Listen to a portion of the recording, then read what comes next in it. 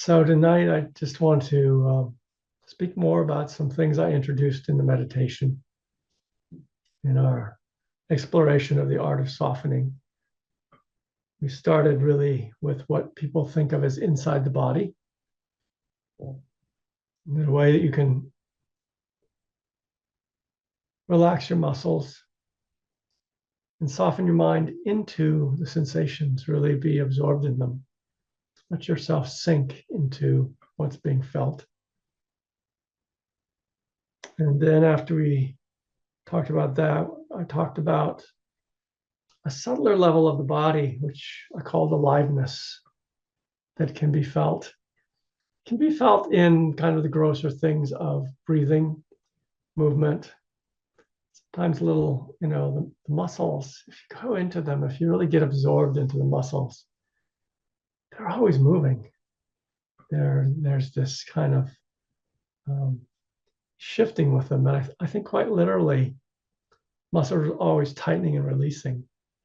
It's part of what helps the blood go through them. So that can actually be felt, that level of the aliveness of the body. But also just, the energy of the body, the flow, the feeling of life inside it.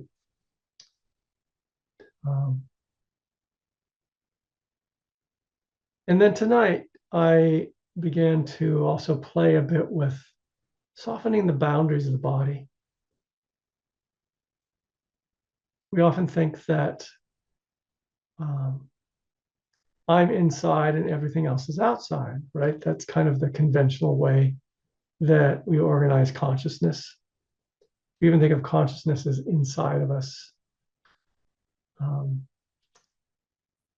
And yet, that's something that's really a construction that we've learned. We learned early on to impose on our experience. And so tonight, I just sort of began to help you play with that. There actually isn't an inside and an outside when it comes to consciousness. When you're looking at me talking here right now, that's in awareness. You don't have to leave awareness. If you left awareness, I wouldn't be talking. That experience is all in awareness. It's an in without an out when we're talking about experience, when we're talking about conscious experience. There's nothing outside of it. And that's not how our intellect thinks. It's not how we organize things. You can imagine an infant kind of just coming into the world. And you can almost feel around an infant, especially a newborn, the lack of boundaries. There's just some kind of openness. You're actually holding them. They're not tightened against the world at all. They've been in this very safe place, the womb, until all hell broke loose and they got pushed out of it, But they have these soft bodies that aren't armored against the world. And you can almost feel a kind of soft radiance around them. It's lovely. They haven't put any boundaries around themselves yet in their mind, in their heart. And there's something just lovely about holding a baby, that kind of openness. And it's what we are originally. It's what we are essentially, is that kind of openness. But somewhere early on, again, in some way, this is a true distinction that we learn, that there are things that belong to this body and there are things that are not belonging to this body. There's a boundary, there's a limit to the sensation of touch that goes with this. And, we come to realize, oh, this thing out here that I see, that is also, part of this thing that I can feel. So that is the beginning of kind of making this separation. But often there's generally a kind of a withdrawing that happens in that. And then we take it further, we grow a little older and we start to separate our body out from our mind. If you look at children, it's like their mind runs through their whole body. They can't have a feeling that isn't sort of a whole body experience. And their thought is reflected in their whole body. And that's not true of adults. Something happens. Somehow we don't have that sort of mind throughout the body, And then we have to make some effort to go back there, to bring our attention to the body, to be whole bodied again. But there's that separation. There's a separation inside, outside, separation mind, body. And then even within the mind, we start to separate out between what we identify with and what we disidentify with, what we want in our mind, what we don't want in our mind, what we think is good, what we think is bad. So judgment, identification starts to create a tighter space for the I to live in and to feel somewhat, needing to defend itself against things that are even inside, much less things that are in the body, things that are outside. There becomes this tighter and tighter sense of ourselves. So one way to look at meditation and one way to look at the art of softening is to begin to soften those boundaries and feel our wholeness again, the wholeness of consciousness, the wholeness of awareness, before it withdrew into me, in the head, and the good me, not the bad me, for heaven's sakes.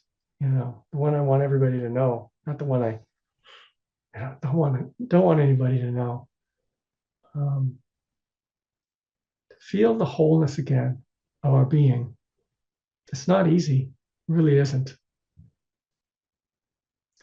But it begins by naming it, by naming the separation that we have become conditioned by, entranced by. We've been put in a trance of separation. And it hurts. It's not our natural state. It's not our natural mind. It takes energy, and the body, in order to do it, the body has to tighten. One of the things I realized fairly early on in my practice is how, in order to hide anything from ourselves, in ourselves, we have to tighten the body somewhere. I learned this by having the body relax and have things that I had forgotten, things that I had not wanted to see sort of come up into the mind's eye. It was actually the body. The nervous system was involved, of course. It's all embodied. And it was involved in kind of having me not be conscious, having me turn away and not see certain things, certain feelings, mostly, perceptions.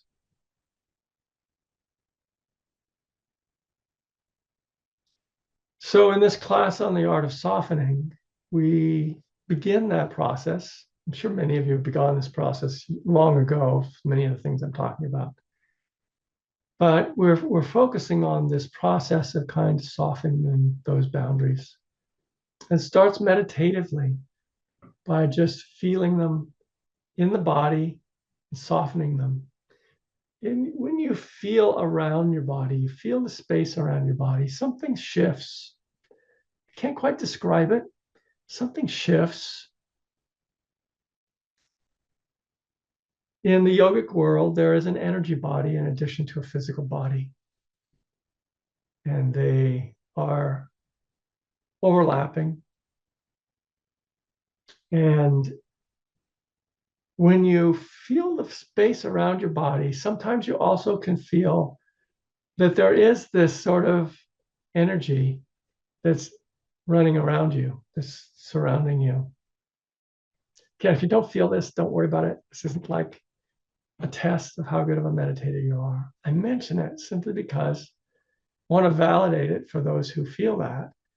And also just this mere suggestion that there's something there to feel, even if you don't feel anything, might motivate you to just kind of feel outward. I'll give a little exercise for you now to show you what I mean.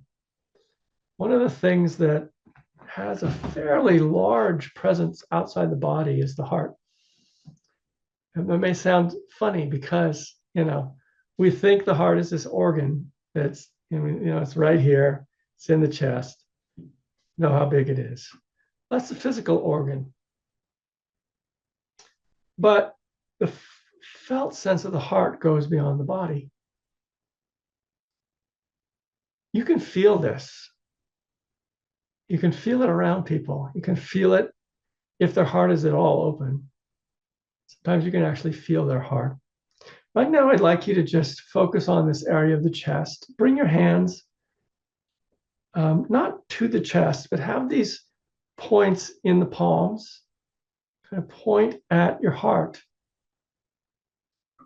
Now, the weird thing is, in the energy body, those points can touch the heart. They create a kind of circuit. You may be able to feel this, you may not be able to feel it. Don't worry either way. The place that's easiest to feel is right here. You get a little tingling here when the attention focuses on that and the link with the heart. Now, you may also notice there's a kind of a sensation in front of the heart. This becomes really strong when you feel affection for someone. There's an actual sense of an energy that's here in the chest. And it's not just in the chest, but it comes out a bit. It radiates.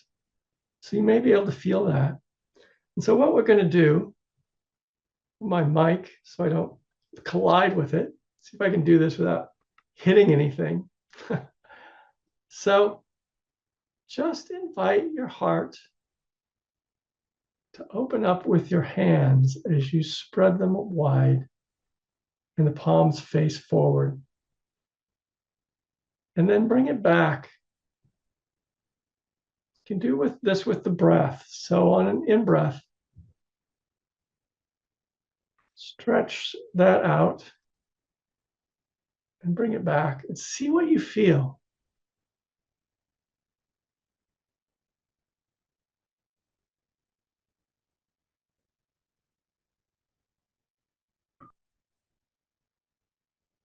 And stop for a moment. Just feel the heart area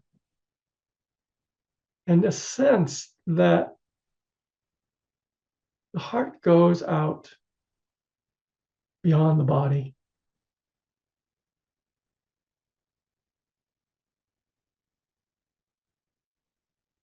You don't have to believe me.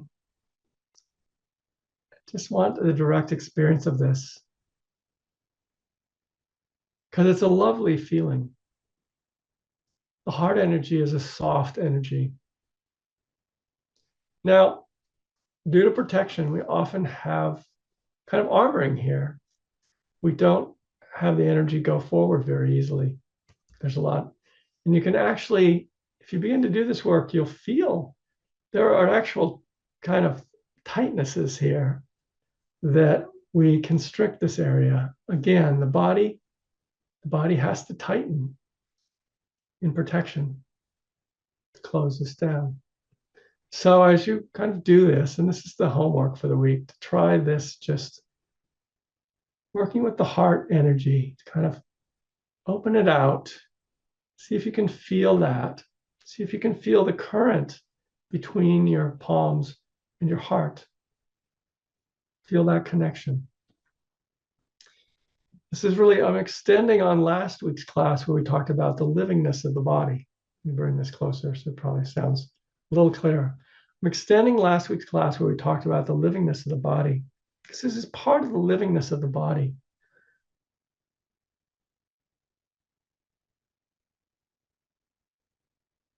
This radiance that's possible for the heart. Oh, another thing I want to also mention, some of you have been here for a while and my classes know I love this, is that in addition to the way the heart opens out in the front, which most people know from the experience of feeling affection for someone.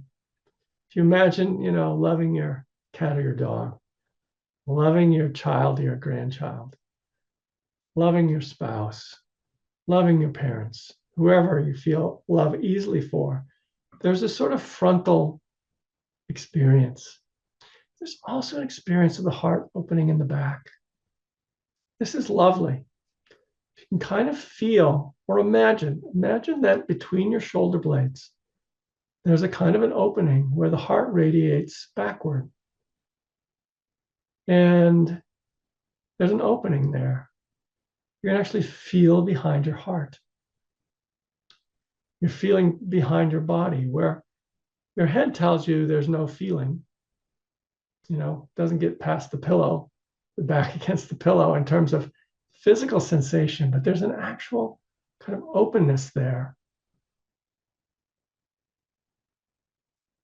And as you do that, what I notice is a certain way my energy relaxes back and grounds, goes down really naturally. The heart grounds down.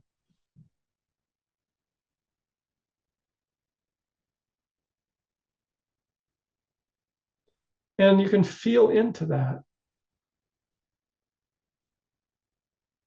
And just what do you notice?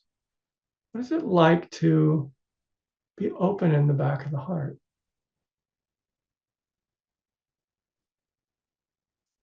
I feel a kind of a trusting, something very trusting about this.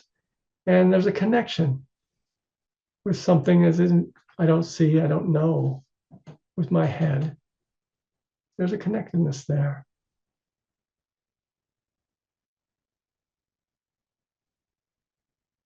So I'll add this to your walking meditation too.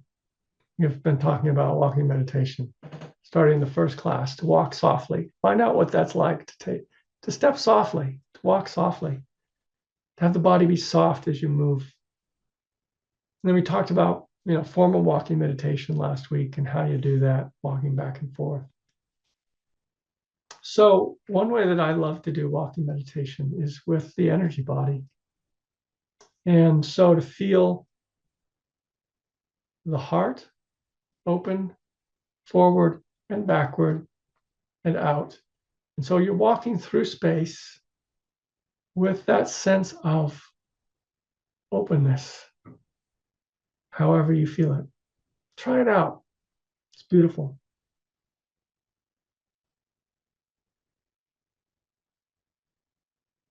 I'll mention too, there's the belly. There's a similar kind of openness that one can feel in front of the belly and behind the belly. It's lovely to walk with that too. And you can do the same sort of hand exercise. I won't put it down so you can see, but you can imagine my hands are down at my navel, and you can kind of bring the belly as an energy center alive with those points in your hand. And then see what it's like to kind of open the belly a bit. See what that feels like.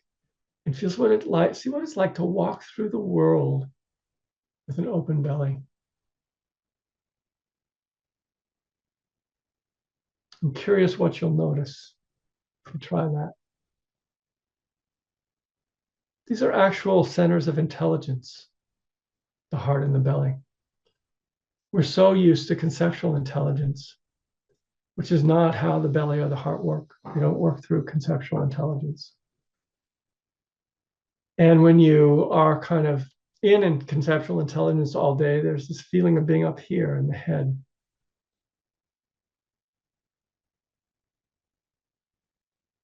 And in my experience in this culture, it takes really deliberate, conscious effort to live day to day with the heart intelligence and the belly intelligence open and operative. We are not a culture that encourages that. And you may have it open naturally if you were raised by people who had it open. You may very naturally know what it is to walk that way. But I think few people have that. People have that sense of what it is to, kind of be open in these areas and really be engaged, have those intelligences engaged in your day-to-day life. So let me see if there was anything else that I wanted to say today about this. Let yourself experiment and be curious about this. Again, I'm not necessarily wanting to make you believers in the energy body. I'd much rather have you experience it. Know what this experience is. That's the basis for the yogic idea of an energy body. To experience what it is to feel the heart open, to walk through the world with it open.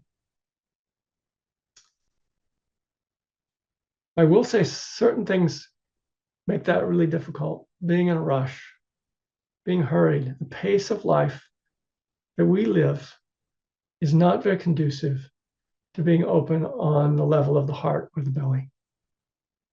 And that's one of the ways that we cope with the amount of information and stuff that we contend with as modern humans, is we just don't have those intelligences very well engaged.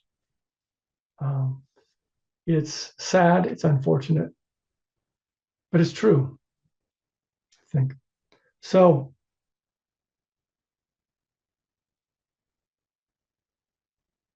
and they are really, the heart especially is a soft energy. You know, it's the energy of love. It's the energy of goodwill. It's the energy of compassion. It's the energy of sympathetic joy. It's the affective part of our intelligence. So important for human relationships. So important for living with joy and harmony and knowing the true value of things. The heart intelligence is so important and often so overlooked and undeveloped in this culture. So one of the reasons I love the Dharma is the way that it is an antidote to that. It does try to educate us in wisdom and compassion and this kind of intelligence. Okay.